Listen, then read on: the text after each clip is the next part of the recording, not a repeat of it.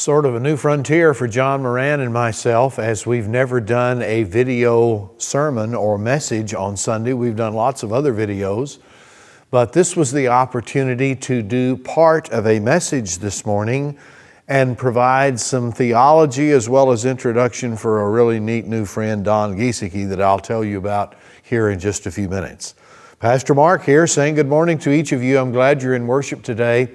The Liberate in Grace Conference winds up this morning at Coral Ridge Presbyterian Church in Fort Lauderdale, Florida. Thank you for sending me my second continuing ed event this year already, and that will pretty much finish me out for my obligation for that part of my ministry. I appreciate your love, your prayers, and your support to go, and look forward to sharing some neat things from learning this week when I get back.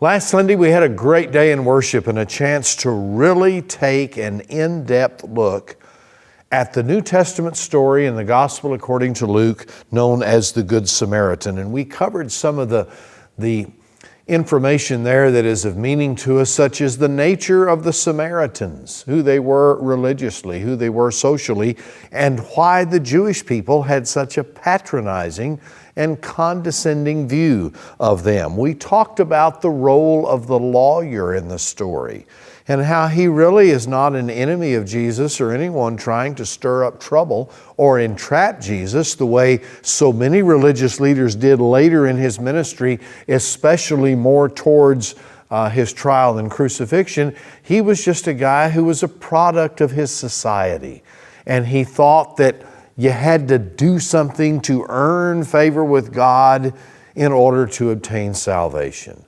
And Jesus tells the incredible story to help him understand that you've already got the gift you're looking for. As I told you last week, it's that old story of the keys.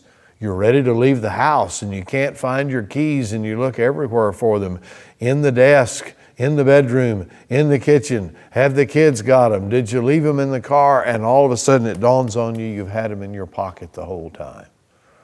That's the message of Amazing Grace. And Jesus goes on to share how we respond to that in our attitudes, actions, and in our way of living. And he tells this story known as the Good Samaritan, where a guy has been victim of crime, a victim of crime along the road of life, and there are passers-by who see this. One was a lawyer, well-versed in the right and the wrong of life, who's too busy and moves on. The priest, someone who should understand religion, compassion, grace, care. The priest, again, avoids the situation. But of all people, it's a Samaritan. That just develops the Christ-like understanding of neighbor in a big new way. The Apostle Paul develops that beautifully in the Roman correspondence. Neighbor, you see, is more than just your fellow Jew. For us, more than just our fellow church member or our fellow Republican or our fellow Democrat. It's all of the human race. And it's the Samaritan who renders aid. And it's a beautiful story about how it happens. This morning, Don Geiseke represents a great new ministry. It's called Victim Relief Ministry. He was with us last year at one point. He's also worked with our missions team. And today is the day to really bring this and invite your participation.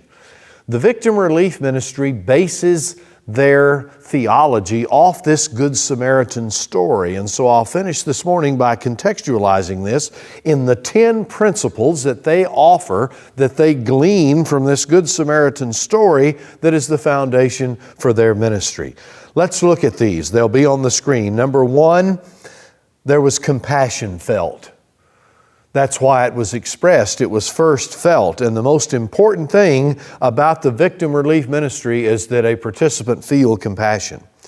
Secondly, they responded to the victim. 3, provided first aid. 4, provided transportation.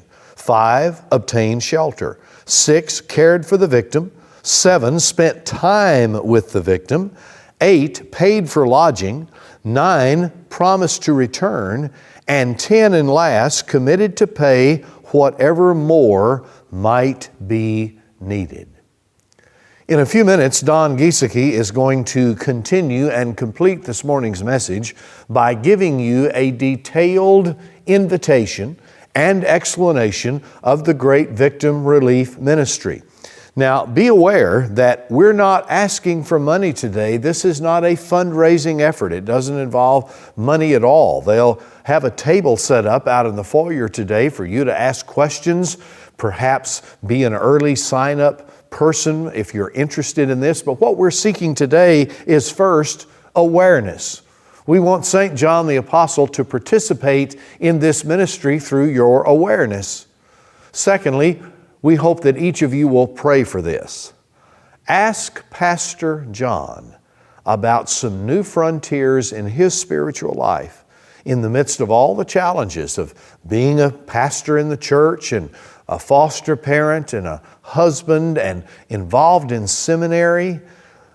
Just ask him about his new revelations about prayer life. It's been an inspiration to me, and I hope to learn more. Don't underestimate prayer for this and other endeavors of your life and our church. So awareness, prayer, and finally participation. There'll be somewhere between 370 and 400 or so people in worship today. If 8 or 10 of you feel so led to get involved in this, it can be a thrilling expansion of your personal missional expression to get involved with this in the ways that Mr. Geiseke describes. Let me close my part this morning by reviewing some of the stuff that Brian Marshall and our ministry team for missions has been involved in. I hope you were present at the meeting they had on February the 8th. It was outstanding. If not, find a way to get caught up on some of the stuff we're learning as we attempt to grow in our missional understanding of how to be the body of Christ. The graphic here shows 3 phases of aid. The first is relief, one-way giving of a physical assistance given in times of desperate need. The second phase is rehabilitation, working with the care recipient to get them back to the life situation they had prior to a catastrophic event. Development, walking with the care recipient, very Christ-like, very relational in orientation, as they develop their lives in their community to achieve a better quality of life than they had before the disaster. This particular missional expression, the Victim Relief Ministry, deals heavily with the first one, relief, and a little bit with rehabilitation. And those are the areas that we'll focus in as you hear from Mr. Geiseke as he tells you about this creative and remarkable ministry. Welcome him this morning as he comes now live and in person to continue and conclude this message.